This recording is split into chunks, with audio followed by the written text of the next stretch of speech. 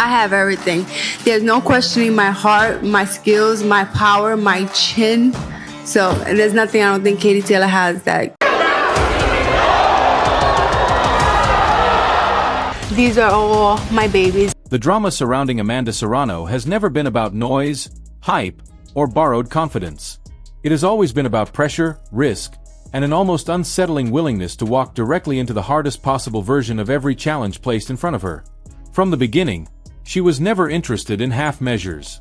She fought as if every round carried consequences beyond the bell, as if survival itself depended on refusing to give an inch.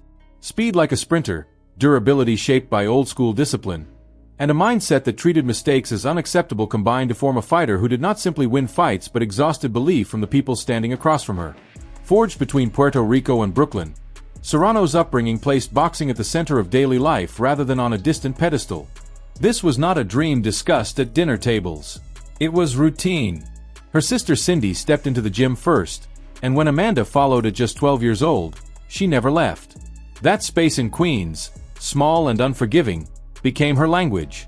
Fewer people, harder work, less praise, more truth. While others questioned whether she belonged there, she quietly decided how she would speak to the world. Not through words, through pressure. Attempts to dissuade her came early and often. Family members worried. Trainers hesitated. To test her resolve, she was placed into a real sparring session against someone who had no intention of easing off. She walked out shaken, bruised, and visibly affected. What mattered was not that moment, but what followed it. She returned. That return became the pattern of her career. Setbacks did not redirect her. They sharpened her. Her amateur career barely scratched double digits, but it revealed everything. Pace, anger, pressure, an instinct not to win rounds, but to fracture confidence. By 2008, small gyms gave way to larger stages, and in 2009 she turned professional without hesitation.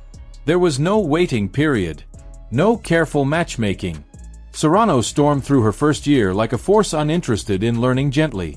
The activity, the fearlessness, the refusal to protect herself earned her recognition as Rookie of the Year, but more importantly, it set the tone. She would not pause for comfort. By 2011, belts entered the picture, and so did clarity. Serrano possessed something training camps cannot install: a finisher's instinct. When openings appeared, she closed them violently and without delay. Her first major titles confirmed that her style held under pressure, but it was her losses that revealed her depth. A controversial decision against Frida Wahlberg did not slow her momentum. It ignited a pursuit.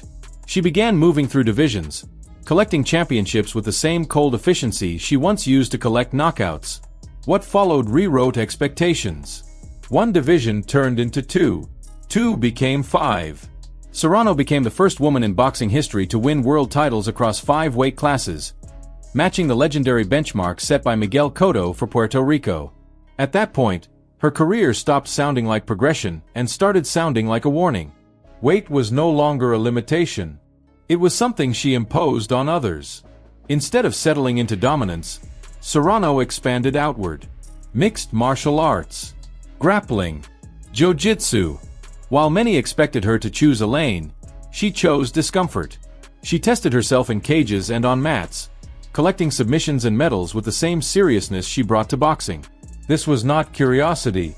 It was philosophy. Risk was currency, and she spent it deliberately. Back in the ring, her featherweight run erased debate.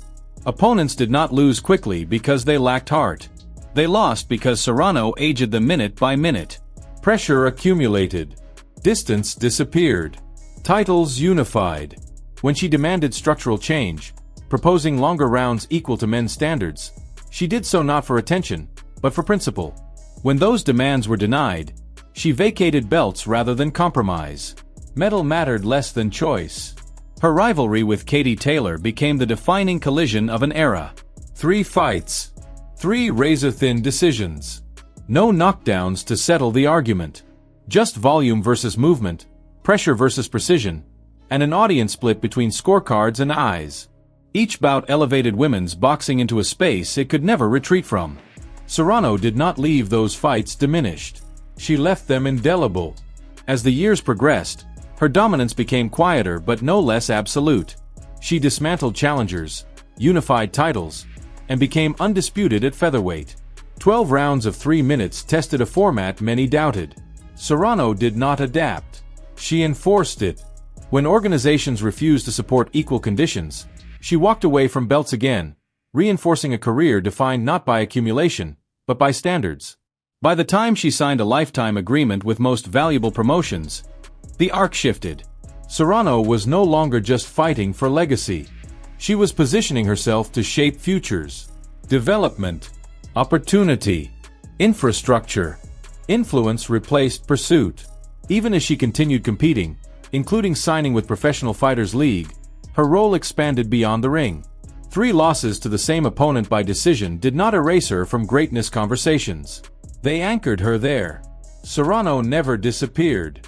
She kept showing up, kept pressing forward, kept demanding more from herself and the sport around her. 7 weight classes, records, awards, recognition. Those are settled. What remains is the question that refuses to fade. What comes next for a fighter who never stops answering the bell? If this story resonated with you, drop your thoughts in the comments. Where does Amanda Serrano rank among the greatest fighters of this era? And does legacy live on scorecards or in presence?